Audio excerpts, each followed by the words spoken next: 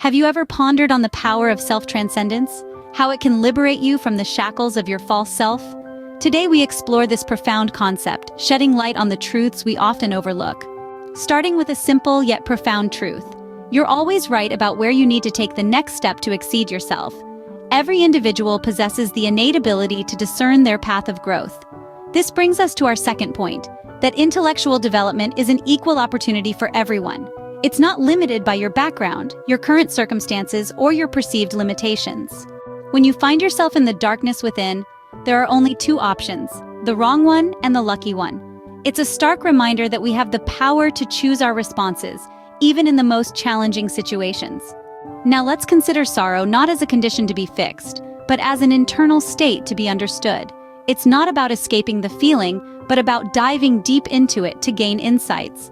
This leads us to an interesting observation. All psychological conclusions are the fossilized assumptions of the false self. It's crucial to remember that our thoughts and feelings don't always reflect the truth.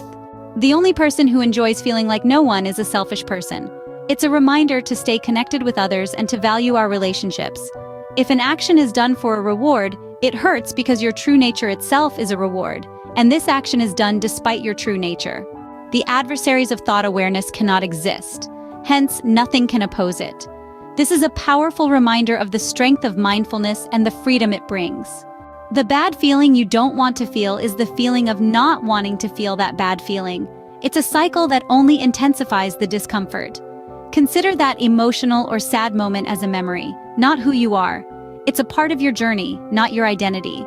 Just as the moon doesn't need the sun for light and warmth, true love has nothing in common with its opposites. It's unconditional, unchanging, and unlimited. Now let's move on to looking beyond yourself.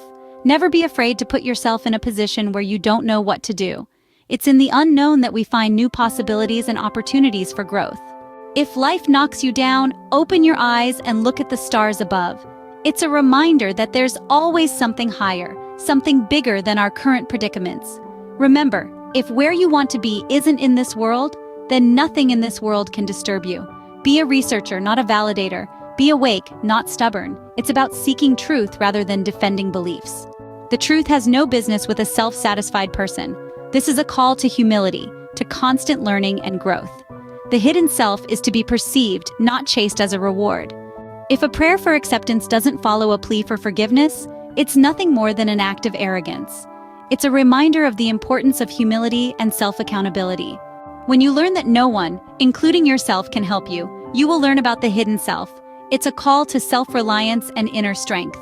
Never again help anyone to feel as if they have the right to feel bad. It's about promoting positivity and emotional well-being instead of reinforcing negativity. Let the truth remind you that you're not here to remain as the person you are. It's a call to growth, to constant evolution.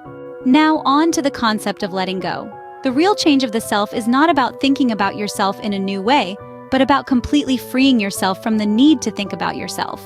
Your experiences can either be something you enjoy to death or something that can kill you. It's a reminder of the power of perspective and attitude. Act according to the real self, not the self that is you. It's about aligning with our true nature, not the false self we often identify with. Letting go is about discovering who you're not and having the courage to release that. It's about liberating yourself from the confines of your false identity. Persistence is about sticking with something until stupidity gets out of the way. It's a call to tenacity, to unwavering determination in our path to growth. The only way to generate more light within is to consciously sit in your inner darkness. It's about facing our shadows, our fears, and our insecurities to find our inner light. Doing your best doesn't mean suffering. It's about giving your all without sacrificing your well-being.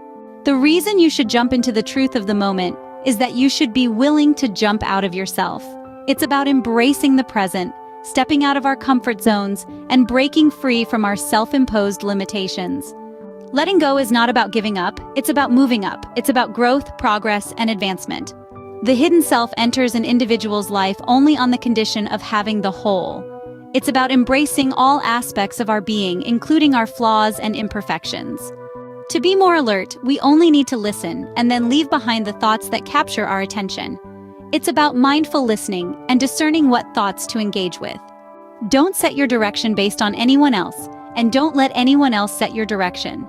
It's about forging your own path, staying true to your journey, and not allowing others to sway you from your course. Whatever happens, let it go.